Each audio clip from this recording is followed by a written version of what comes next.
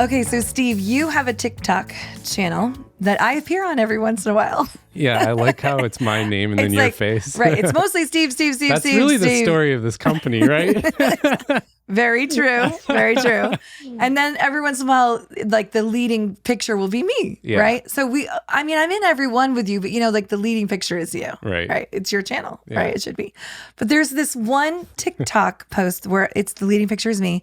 And it's this one that it says there's one simple exercise for career clarity. It went crazy. Like we have a few that just like just go boom, they blow up. This one blew up, right? Yeah. It was a clear exercise for figuring out what you want to do more of. And what you want to do don't want to do it more of. What you like, what you don't like. Yes. And it was a helpful, anytime it's a visual exercise, it helps people because you just like put it in the quadrants. It's and so people like commented. I had fun replying. I loved people's comments. Well, a lot of people got mad. They're like, what? They did the exercise and like, but what do you do now? And we're like, that's why we have a whole company. I know, right? And we had so many people defending us, like, click the link, idiot. Yes. They wanted that one simple exercise to solve for everything. And I was like, it's kind of step one of clarity. Anyway, because we had so many comments on it. I got mad. I was like, it took me 8 years and they wanted it to happen in 8 seconds. Right. What was interesting about it is obviously I'd been feeling some things that led me up to this, but I decided to do the exercise. But you messaged. See, I don't know what happened in between, like when you did it, but I just remember when you messaged the team and you're like, I did my own exercise. I did. And I had like a light bulb moment. You were listen to this. I did. Well, I did the exercise, had a light bulb moment, and then I sent you a text and said, let's meet. Let's meet and talk. I'm like, So that leads us up to I'm making a shift. So the good news is I'm making a shift relative to the exercise. So we actually live out what we teach. We do. Some of you, if you're like the real careful listeners, the like Peters of our audience, shout out Peter, they're paying attention to every nuance. I got a text this morning from the episode that just dropped from Peter. Okay. He's like, I'm listening to every bit of every episode. And so those people will recognize that occasionally Jacqueline would kind of hop on the mic. She was always in the studio with us, right? Because she was part of the brains behind making all this work, but she would occasionally hop on the mic, right? And now she hasn't for a while, right? And so people are worried. Like, what happened? Where's Jacqueline? Yeah. Jacqueline's still one of our best friends, but she, took the greenhouse advice and realized she wanted to make some shifts to have more flexibility with her time, some other like personal goals she had going on. And so she stepped back from Greenhouse to kind of create her own little business that would allow her to flex her time more. Yep. Of which we are like huge fans, and are actually helping her grow that thing. Because we actually do like practice what we preach. We do. So you are doing that. That doesn't mean I don't hate it. I know. And we felt the same way even with Jacqueline, because we lose a piece of her, but we support that the big picture is about people's lives. Yes. Like we that's want what we want you to build the life you want, and why life and career are always interconnected is because like career is such a big part of what shapes our day-to-day life. So you wanted to meet, and we got to the bar, and I'm like, you're like, I need a stiff drink because I know what's coming here. Yes. But we had talked, to be fair, we had talked for a long time about like, we knew at some point you were going to make some shifts, and we had already talked about that. So I was also feeling really good about, I also knew that you needed to make some rearranging things in your life a bit. Yeah. So really what we did was with that exercise, within all the things that I do in Greenhouse, I just made a list of things that I want to do less of and things that I want to do more of in my life. Yeah.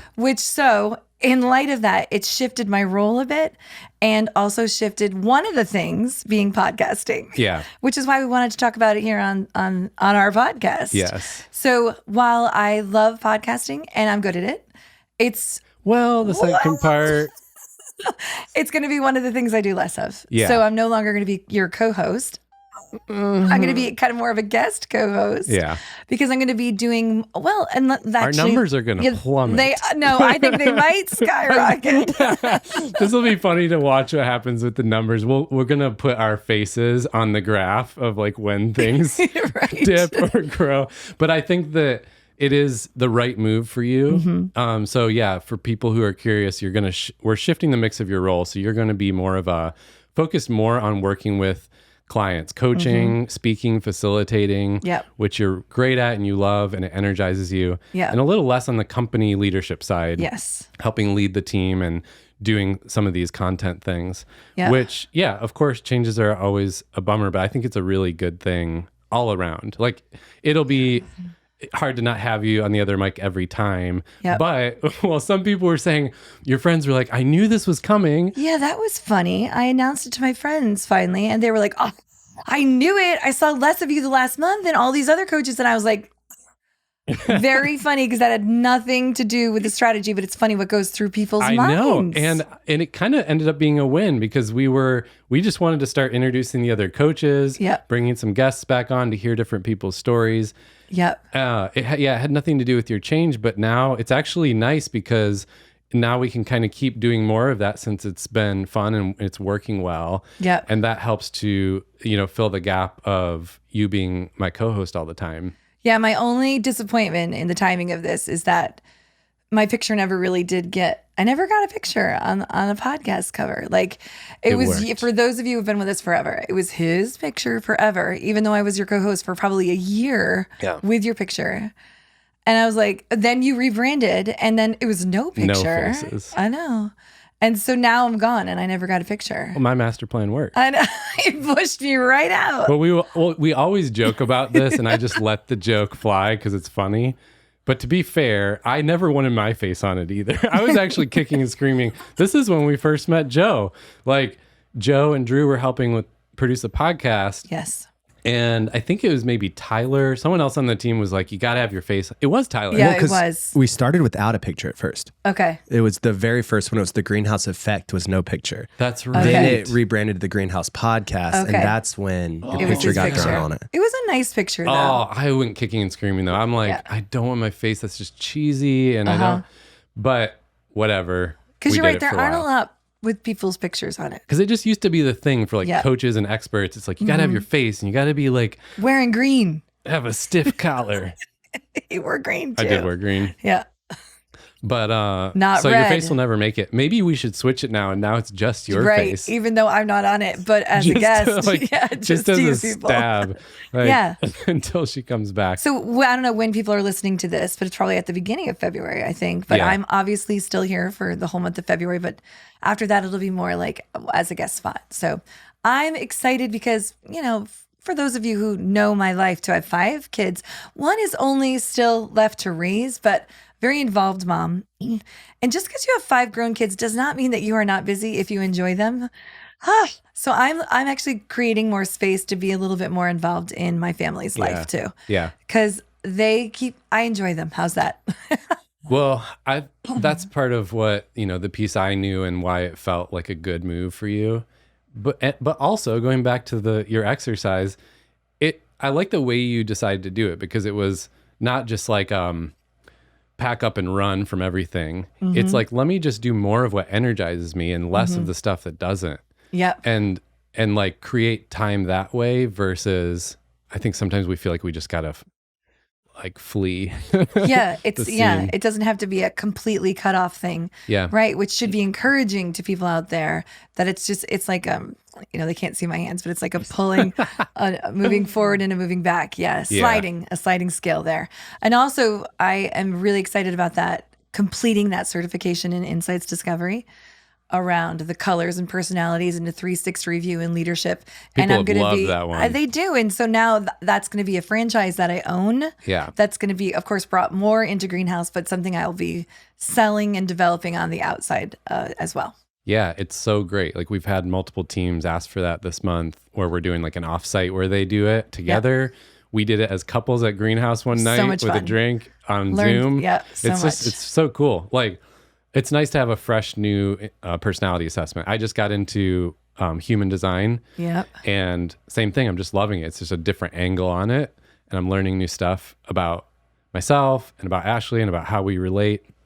And all the reasons I hate looking at personality tests, because you realize why everything is so hard. I think too, I felt like I've resonated with your changes, because the part that the listeners don't see is, as a business owner, you also face this over and over, because you're constantly trying to adjust and hone in the business. And like, sometimes you have to reinvent.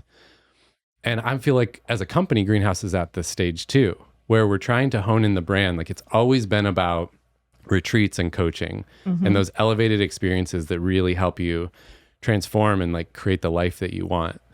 But to get here and, you know, small little asterisks, COVID pandemic, we had to do a lot of things a less than ideal way to get here. But now we're here and we can start creating those retreat experiences to pair with the coaching. I'm just like so excited about it. Yes, me but too. It also means change and tweaking things and reinventing again. And it's like, I'm actually going through the same exercise over the break for the holidays. I was like, I have to cut out a bunch of stuff I'm doing, stuff that's draining my energy, stuff that's draining my time, and reshift somehow to focus all my time and attention on the brand and getting out there and talking to people and building some of this stuff. And it's hard. I mean, Joe, you know that. It's like constantly this chicken or egg scenario we talk about. Like, well, but where's the money to do that? Where's the time to do that? And then like the people and it's so tricky.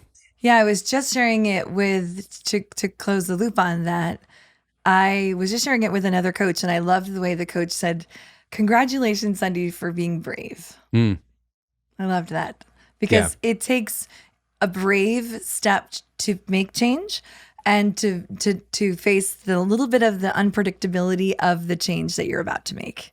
Yeah. Cheers to that change. Thanks. Bam. This is actually going to not be a very long one, but we're going to talk about burnout, but differently. Yeah. Because it comes up all the time. But in the Harvard Business Review, it was talking about what do we do when you are the leader in your burnout? Yeah, because we just focus on the employee side and all the media. Yeah. But a lot of the leaders' struggles, they're trying to help those people, but they are also burnout. Yeah. And then, you know, it's interesting too, is I read somewhere else that I cannot remember about how many leaders will end up quitting because of that, because they actually don't feel like they know who to talk to because they're helping so many other people with burnout that they just leave. Yeah. So we do need to talk about it a bit. Yeah. But I actually just wanted to also throw myself under the bus and also laugh about something that, well, we are about real-time feedback at Greenhouse, which I love. And I was going through a season of burnout. You knew it. I knew it. And I was doing my work and I was doing it fine. But I just thought it was really funny that it plays out, you know, in everybody, it manifests itself in everybody differently. But for me, it was manifesting itself with a big, big sigh. Oh, I was like, I don't know where you're going with this. And I just Sundie would come into every meeting and just go, I know. Come into the podcast studio, just big sighs. sigh. I'm like, feeling so bad. I'm killing her. And I wouldn't even like talk about what the burnout was, or you just knew it. But it was the way I was getting through was a sigh before a podcast, a sigh before a meeting. And then you caught me doing a sigh at an offsite right at the beginning with a client. I was like, okay. And so it was such a great, you were like, hey, I just want to talk to you about recognizing your sigh. And I swear to God, this is why you have great colleagues, because you need other people to observe you. Yeah. Because, and I really wanted to tell that story because good colleagues should be able to share that with others. And in fact, it just came up the other day where a leader I was talking to said, I have this one wonderful employee who shows his burnout physically. Yeah. It manifests like physically to other people and sometimes in front of the client. And he goes, and I feel uncomfortable talking to him about it. And I was like, do it. Yeah. Because the truth is he might not even be aware. And all it takes is a small tweak on just like, okay, just hold your sigh. Yeah. You can, doesn't mean that my burnout's going away. You know about it. I worked through it, but I just need to not sigh. Yeah. Yeah. That's a good point. It's, we get so scared to share feedback, but usually people really appreciate the ones who did. If it was done tastefully and kindly, but like, yeah, you could have been a jerk. Yeah. But you were not. I know. How often do we hear in coaching, they're like, this is so nice that I get this, you tell me things straight, but like no one else I work with is giving me the real news. And I think that that's so normal, but we appreciate when someone tells us the truth. Cause like, gosh, You also were a great listener, which is actually, so there's 6 points. There's 6 points. And the first one is notice and recognize. So I'll just go right there. Is as leaders, just notice and recognize. But notice and recognize yourself too. Yeah. But you were noticing and recognizing me because not only was I sighing, but I was saying things like, I'm really tired. Yeah. I'm really tired. And then also you said to me, I'm not sure what to do with that. Yeah. And I was like, oh my God, I didn't even realize I was saying it so much, which was the red flag that I was feeling burnout. And actually I didn't really actually need to do much about it. I think I just realized, oh my gosh, I'm saying it because I'm super tired. And you're like, you said to me, do you need me to do anything about it? Because you are voicing that you're tired. And I said, no, I just didn't even realize I was saying it so much. It was such a great talk. That is a helpful story because just the awareness was enough. And then you knew what to do from there. I did. And I can second that because someone else on the team had told me a time where, and I don't think for me it was a burnout season, but I think I was just overwhelmed with everything going on. And I kept coming into meetings like wearing that overwhelm. And they said it again, very in a helpful, kind, but honest way. Like you're bringing that in and we feel that. And I think those are scenarios where we need you to come in with like some positive energy. Mm-hmm. And same thing for me. I was like, yes. Okay, totally. I just didn't really realize I was doing that. Right. And it doesn't mean I need to be fake. Yeah. I can be honest with people, but be selective where. I think coming that into a is team great. Meeting with like this overwhelm all over my face as the point leader is not helping people. Yeah. If we could just, yes. And so be honest about your burnout, but know selectively where to share it. Yeah. It's like, and where to manifest it. It's like true. So I definitely needed to pull back for some things, but I still also needed to show up great in certain places. Yeah. Ugh. Yeah. Right. By the way, I was also talking to another leader the other day who said to me, Sundie, it was a January talk. I want you to know that last year was a whole year of burnout for me. And I'm coming into this coaching session asking, how fast do I jump into this year? Recognizing, I know, he's like recognizing how burnout, where do I like level set myself? Because I am not sure how I even feel about myself this year. I loved his honesty. He's like, where do I like begin to make sure that I start to deal with what happened last year and make sure that doesn't happen again? Whew. I was like, well, all right. And so we, first of all, what caused it, all those things like that. So number one is, so this is a little bit about the leader noticing when the leader is burnout. Yeah. So it's a little, so notice and recognize the signs. Call out if you're seeing some physical things that are happening there. Talk to them. Number two, connect burnout people with burnout people. Can I just say that burnout people feel alone? Yeah. I think they feel like they're the only one. Yeah. They feel guilty for feeling burnout. Like, it's my fault. I should not feel this way. Well, you are not alone. Yeah. And sometimes it's either nice to connect them with burnout people, or as the leader, tell them a story of when you were burnout, or tell them a story of when the person to the left was burnout. Yeah. I had a time when a friend, it's going to sound weird, just hang with me. Okay, well. He said, I shared kind of some burnout feelings with him, and he goes, okay, this is going to sound weird, but like, dude, you are so much more attractive when you shared that. Right? Now, I knew exactly what he meant because it was in the context of a conversation. But his point was like, I thought of you, Steve, because he kind of knew me first in the coaching setting. So he kind of saw me as like the expert who has it all together and never has a problem. Right. And I'm like, you were vulnerable. I was vulnerable and I was honest about that. And that actually connected us at a deeper level. Yeah. It stood out. The fact that he used that word, it's always stuck with me. Attractive. I was like, I am attractive. If I'm feeling unattractive one day in the mirror, I might just try that one. Talk about your burnout. Yeah.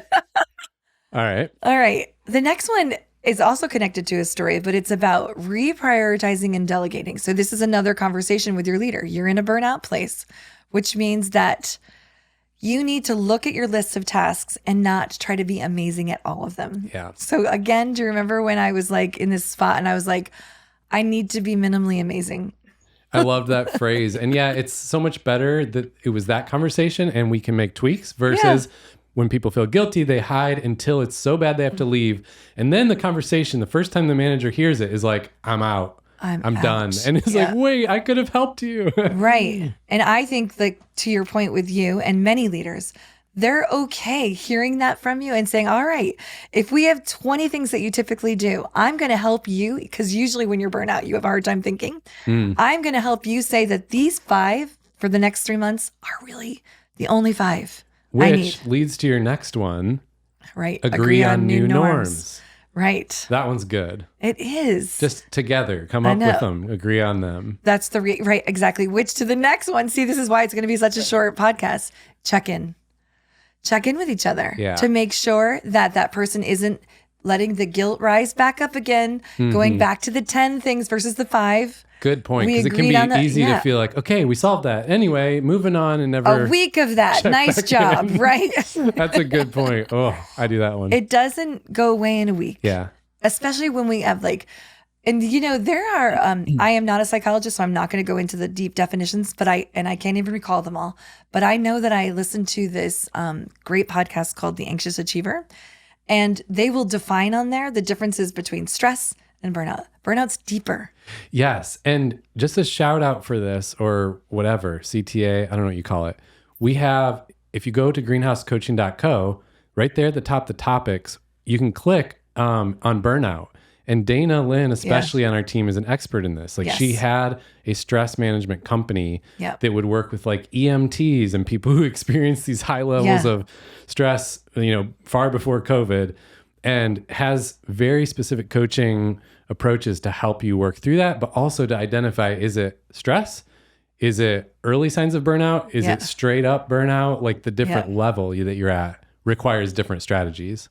Yeah. Or are you about to have a breakdown? Because that's usually the last level. Yeah. So back to that check-in piece. I feel like really leaders who are leading people who are burnout really take the charge there, because if I'm going through it, I'm going to feel guilty enough that I already brought it up with you and I need you to keep bringing it up with me. That's what I'm going to feel. Yeah. So reprioritize, help me delegate, agree on my new norms, and check in with me. Those three together are huge. And then really I'm ending with figure out what rest means. Some people really struggle with what rest even means. Yeah. So have a conversation with someone on what rest means. Figure out how you can squeeze it into your schedule, whether or not it's an agreement upon leaving work actually at 5, whether it means leaving an hour early, and what your weekends look like, talking to your partner and saying, I need a season of more rest. What does it look like? That's all. Yeah. That is a great coaching question to come into a session and ask, what does rest look like for me? Yeah. Because a coach asked me that and I realized, whoa, for me, it's adventure. It's brain stimulation. That's what rest is for me. Vacation is not actually rest for me. It's a different thing. Right. So I say that to say it can look different than our typical definition of rest. And you got to figure out what it looks like for you. Yeah. It's a great coaching question. And I think that the takeaway of this whole thing is that the solution is not quick, and that the solution is not usually one simple single solution. It's a combination of these things that come together, that the effort over time begins to diminish the burnout.